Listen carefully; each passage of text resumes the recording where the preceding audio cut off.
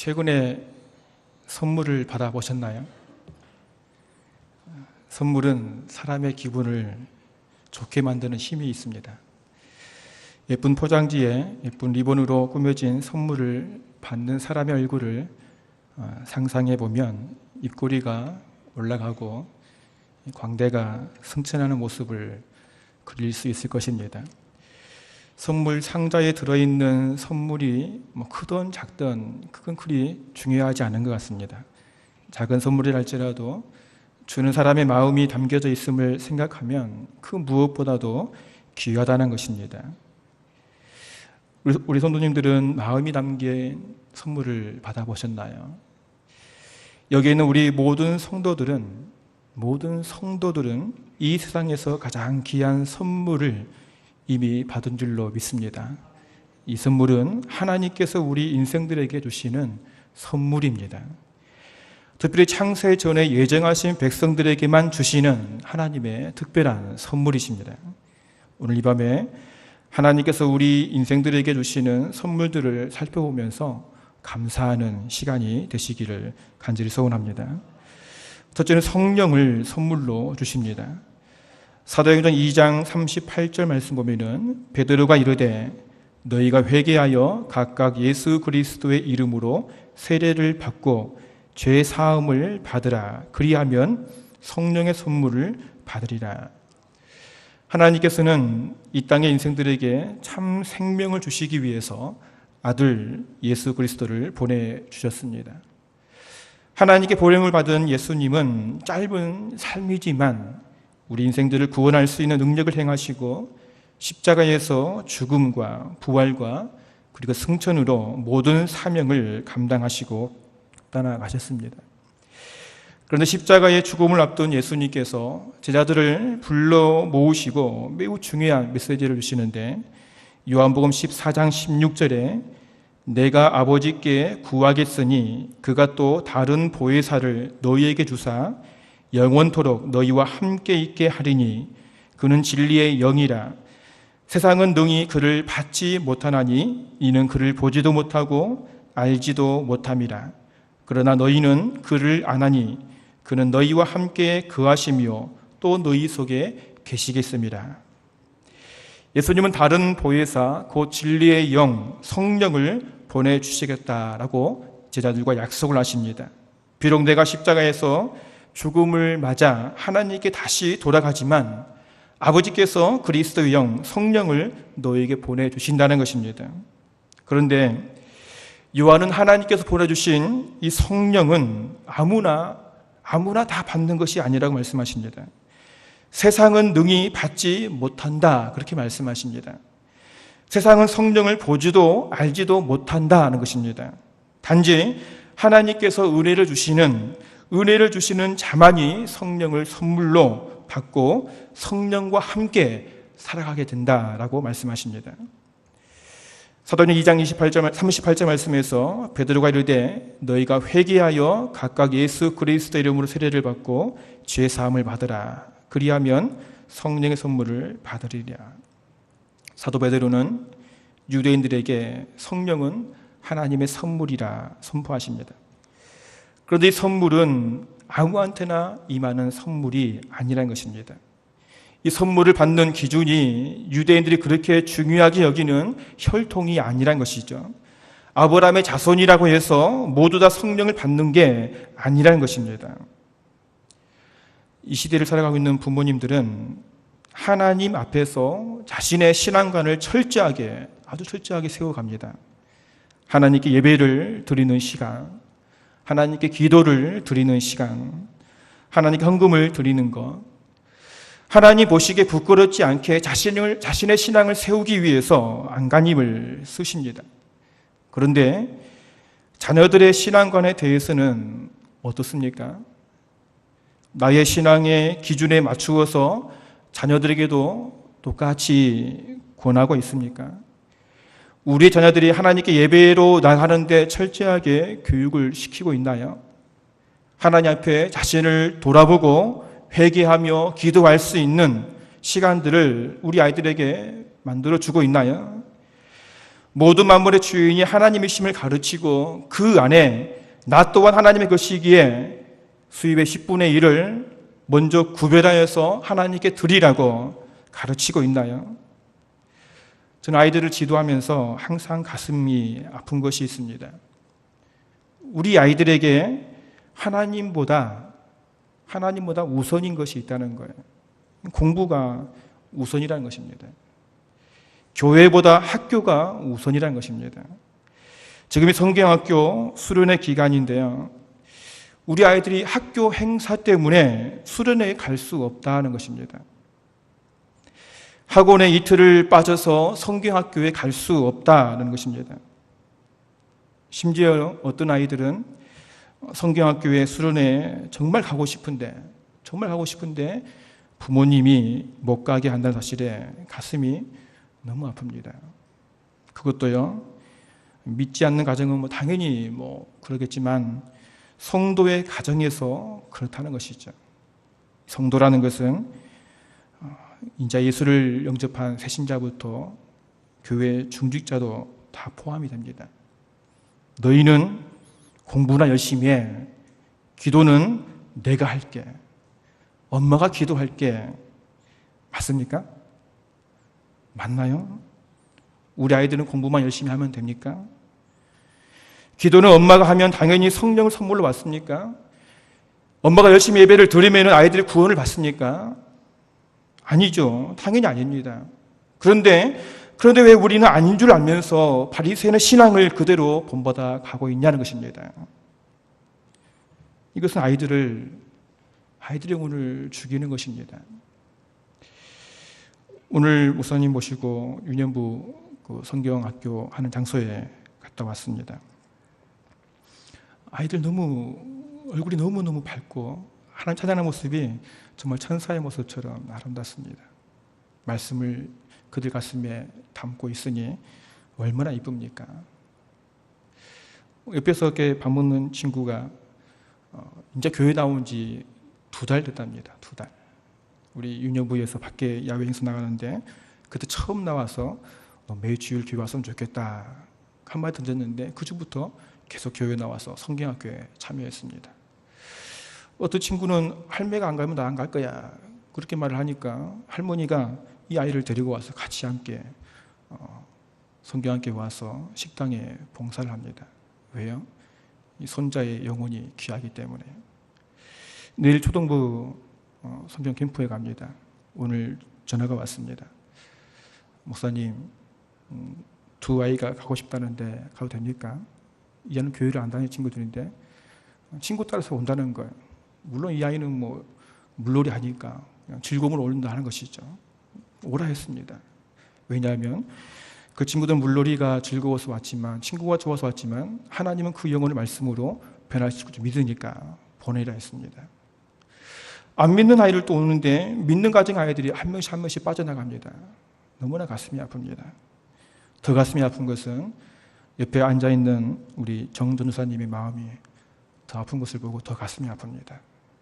내일 고등부 수련회 가는데 출석에 반이 빠집니다. 이게 뭡니까? 물론 공부도 중요하지만 공부보다 하나님이 더 중요함을 우리 아이들에게 가르쳐야 되지 않겠습니까? 사도 바울은 믿음은 들으면서 한다 그렇게 말씀하십니다. 아이들이 하나님 말씀을 들어야 하나님 앞에서 내가 죄인임을 깨닫게 되고 하나님 앞에 회개할 수 있는 믿음을 가지게 된다는 것입니다. 마음이 그렇게 완악한 이 유대인들이 할지라도 성령이 충만한 베드로가 그리스도 말씀을 선포할 때에 그들의 가슴을 치면서 베드로 앞에 나왔습니다. 우리가 어찌할꼬 베드로는 그들에게 회개하라고 외칩니다. 너희의 죄를 하나님께 회개하라는 것입니다. 예수 그리스도의 이름으로 세례를 받으라는 것입니다. 하나님 앞에 죄인임을 고백하라는 것입니다. 죄사함을 받으라는 것입니다. 그리하면 하나님께서 성령을 선물로 주시겠다라고 말씀하십니다. 우리 아이들을 하나님께 맡기시기 바랍니다. 우리 아이들의 생명을 우리 부모의 마음대로 결정하지 마시기 바랍니다. 왜 하나님의 아이들을 우리 마음대로 죽음으로 몰아갑니까? 심각하게 우리는 생각해야 됩니다. 장성한 아이들은 우리가 어떻게 할 수 없습니다. 그렇지만 이제 주일학교 아이들은 우리가 강제로라도 그 예배 자리에, 말씀을 듣는 자리에 앉힐 수 있지 않습니까? 하나님께 보내주신 선물 성령 하나님은 우리가 하나님께 회개를 할 때 주신다고 약속하십니다. 다시 말하면 하나님 앞에 나아갈 때에 성령을 선물로 받을 수 있다는 사실을 믿으시기 바랍니다. 우리 아이들 정말 소중합니다. 이 아이들을 하나님 말씀을 들을 수 있는 예배 자리에 세우시기 바랍니다. 그러면 우리 아이의 삶에 성령께서 함께 하시고 아이의 길을 하나님께서 열어가시는 것입니다. 사람이 열어준 길은 사망의 길이지만 성령 하나님께 열어주신 길은 생명의 길이심을 믿으시기 바랍니다. 두 번째로 구원을 선물로 주십니다. 에베소 2장 8절 말씀에서 너희는 그 은혜에 의하여 믿음으로 말미암아 구원을 받았으니 이것은 너희에게서 난 것이 아니요 하나님의 선물이라. 사도 바울은 모든 성도들은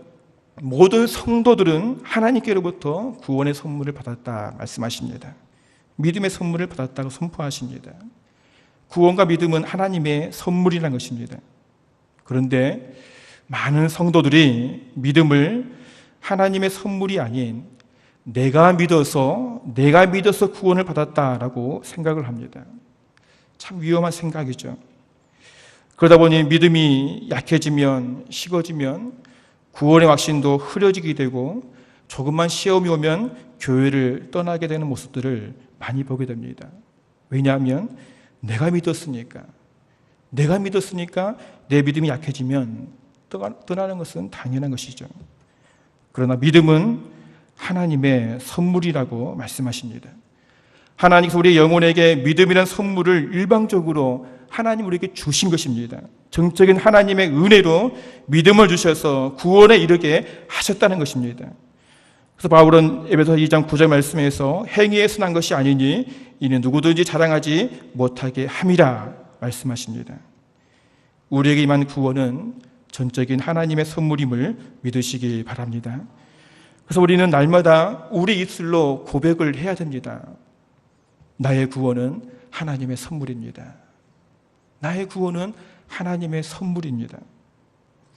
이런 고백이 날마다 있어질 때에 우리는 겸손해질 수 있는 거예요. 낮아질 수 있는 거예요. 하나님을 의지할 수밖에 없는 것입니다. 그러나 우리 마음에 교만한 마음이 일어난 것은 무엇입니까? 하나님의 은혜를 망각하고 나의 행함을 생각하기 때문에 우리 마음속에 교만이 생기는 것입니다. 나의 열심, 내가 직분자로서 어떤 일을 행하였던 성과, 나의 모습.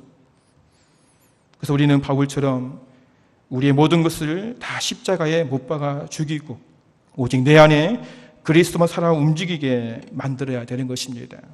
그럴 때 우리는 하나님 앞에 겸손하게 되고 하나님의 은혜에 날마다 감사함으로 나갈 수 있게 되는 것입니다.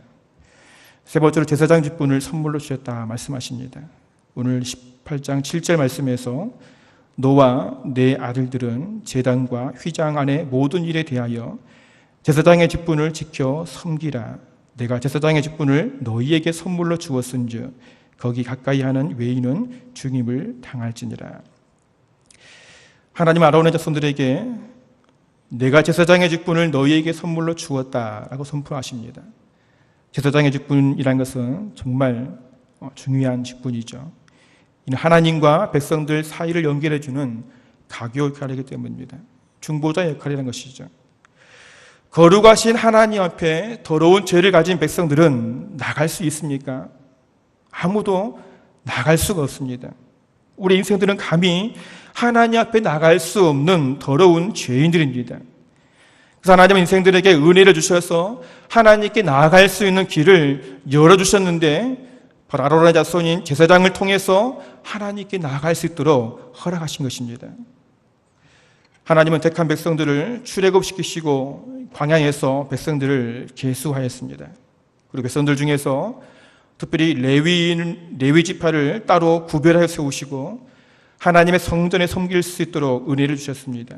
또한 레위 지파 중에서 아론의 자손들에게는 제사장의 직분을 주셔서 백성들을 대신해서 하나님께 제사를 드리는 직분을 주셨습니다. 하나님께 제사를 드리는 행위 참 중요합니다. 왜냐하면 거룩하신 하나님께 예배드려 나간다는 사실이 놀랍기 때문입니다. 더러운 죄인은 거룩하신 하나님 앞에 설 때에 죽을 수밖에 없기 때문입니다. 그래서 3절, 4절에 레위 지파 외의 다른 백성들이 성전에 나오지 못하게 하라 말씀하십니다. 왜냐하면 죽을 수 있기 때문입니다. 또한 레위 지파 중에서도 아론 자손만을 제사장으로 세우셔서 제단에서 제사를 지내게 하셨습니다. 만약 레위인이 제단에 나가면 하나님께 죽임을 당한다 말씀하십니다. 오직 하나님께서 구별한 사람만이, 하나님께서 일을 맡은 직분을 준 사람만이 하나님의 일을 감당하게 하신 것입니다. 이렇게 제사장의 직분을 귀하게 세우신 하나님은 오직 제사장만이 백성들의 죄를 위해서 하나님께 제사를 드려 백성과 하나님과 백성 사이에서 중보자의 사명을 감당하게 하신 것이죠. 그런데 이러한 귀한 아론의 제사장 직분도 완전하지 못함을 통해서 매년 또 매일 반복해서 백성들을 위해 속죄제를 드려야만 했던 것입니다. 히브리 기자는 그 이유에 대해서 이렇게 말씀하십니다. 히브리서 10장 1절에 율법은 장차 올 좋은 일의 그림자일 뿐이요 참 형상이 아니므로 해마다 늘 드리는 같은 제사로는 나오는 자들을 언제나 온전하게 할 수 없느니라. 아론 자손들 제사장들이 반복해서 제사를 드릴 수밖에 없는 이유는 장차 오실 영원한 대제사장의 신 예수 그리스도의 그림자이기 때문이라는 것입니다. 다시 말하면 이들이 드리는 불완전한 제사를 예수님께서 십자가에서 단번에 속죄제를 드림으로 백성들의 죄를 완벽하게 회복해 주셨다는 것이죠. 그래서 히브리서는 10장 10절에서 이렇게 말씀하십니다. 예수 그리스도의 몸을 단번에 들으심으로 말미암아 우리가 거룩함을 얻었다라고 선포하십니다. 그리고 10장 19절에서 이렇게 말씀하십니다. 형제들아, 우리가 예수의 피를 힘입어 성소에 들어갈 담력을 얻었나니 그 길은 우리를 위하여 휘장 가운데로 열어놓으신 새로운 살 길이요 휘장은 곧 그의 육체니라. 이제는 영원한 대제사장이신 예수 그리스도의 피를 힘입어 거룩하신 하나님 앞에 예배자로 나갈 수 있게 되었다는 것입니다. 오늘 이 시간 이렇게 하나님께 예배드릴 수 있음이 나를 위해 십자가에서 모든 피를 쏟으시고 죽으신 우리 영원한 대제사장이신 예수 그리스도의 이름으로 이루어진 줄로 믿습니다. 하나님께서는 죄악 가운데 살아가는 백성들을 하나님께 인도하시기 위해서 아론 자손들에게 제사장의 선물을 주셔서 중보자 역할을 감당하셨습니다. 이제는 이 놀라운 사명을 하나님의 아들 예수 그리스도를 통해서 우리 인생들의 영원한 대제사장을 세워주신 것입니다. 십자가의 단번에 자신의 산을 찢어 우리를 하여금 하나님께 나아갈 수 있는 생명의 길을 열어주신 것입니다. 이 놀라운 생명의 선물을 대제사장이신 예수님을 통해서 우리에게도 허락하셨다는 것입니다. 우리는 날마다 감사해야 되겠죠. 우리 인생의 영원한 제사장으로 예수님을 세워주셨음이 얼마나 감사합니까? 그런데 더 감사한 게 있는데 그것은 하나님께서 우리 같은 인생들에게도 제사장의 선물을 주셨다는 사실입니다. 베드로서 2장 9절 말씀 보니까 그러나 너희는 택하신 족속이요 왕 같은 제사장들이요 거룩한 나라요 그의 소유가는 백성이니 이는 너희를 어두운 데서 불러내어 그의 기이한 빛에 들어가 가신 이의 아름다운 덕을 선포하게 하려 하심이라. 하나님은 영원한 대제사장이신 예수 그리스도 안에서 우리를, 아니 나를 왕 같은 제사장으로 세워 주셨다는 것입니다. 더러운 죄로 죽어 마땅한 나를 십자가의 살을 찢으시고 죽으시고 나를 살려주신 이제는 주님의 이름으로 세상 사람들에게 하나님께 나아갈 수 있는 길을 열어주는 가교의 사명을 우리에게 허락해 주셨다는 것입니다. 그래서 우리 제사장의 직분에 감당하기 위해서 하나님 앞에서 우리 자신들을 온전히 세워 나아가야 됩니다. 하나님 제사장으로서 직분을 감당하기 위해서 나 자신을 우리는 거룩하게 세워 가야 한다는 것이죠.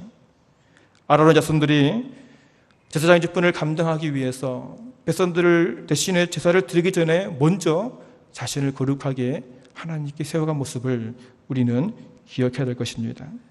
그래서 우리는 우리 자신을 하나님 앞에 거룩하게 세워나가기 위해서 첫째로 날마다 십자가 보혈 앞에 우리 자신들을 내려놓아야 될 것입니다.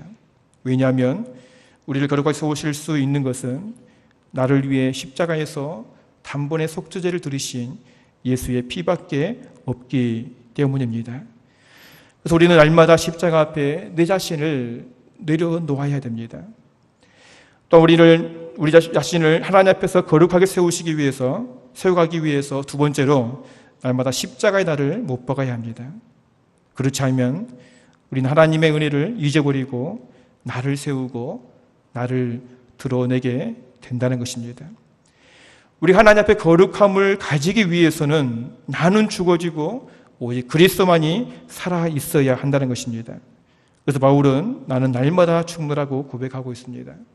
나는 그리스도와 함께 십자가에 못 박아 죽었다고 바울은 고백하고 있는 것입니다. 성도님들, 하나님께서 우리에게 제사장의 직분을 선물로 주셨습니다. 그리고 하나님은 우리에게 그리스도를 드러내기를 원하십니다. 이 땅에 죄악으로 죽어가는 많은 사람들을 하나님께 인도해가는 가교 역할을 하기를 하나님은 원하십니다. 바로 예수 그리스도의 이름으로 말입니다. 말씀 맺기를 원합니다. 하나님 우리에게 이 세상에 가장 귀한, 가장 아름다운 선물을 허락하셨습니다. 더러운 죄악으로 가득 찬 우리의 심령 속에 성령 하나님을 선물로 주셔서 우리를 구원해 주시고, 특별히 제사장의 선물도 허락하셔서 이 땅의 인생들을 하나님께 인도해가는 이 사명을 예수님의 이름으로 감당하게 하셨습니다. 우리 영원한 중보자는 나를 위해 십자가에 죽으신 예수 그리스도밖에 없습니다. 그런데 이 놀라운 사명, 사람의 영혼을 하나님께 이끌어가는 제사장의 사명을 우리에게 선물로 주심을 감사하시고, 날마다 십자가 앞에 내 자신을 내려놓고 겸손하게 하나님 앞에 나아감을 통해서 이 땅에 죽어가는 많은 생명들을 하나님께 이끌어갈 수 있는 귀한 사명들을 감당해 가시기를 간절히 소원합니다. 특별히 다른 영혼도 중요하지만 나의 피고치, 우리 아이들의 영혼을 위해서 깨어서 기도하시고, 우리 아이들이 직접 하나님 앞에 나아감으로 내가 받은 이 영적인 선물들을 우리 아이들도, 우리 가정들도, 우리 가문들도 함께 받아 누릴 수 있는 놀라운 은혜가 있어지기를 간절히 소원합니다.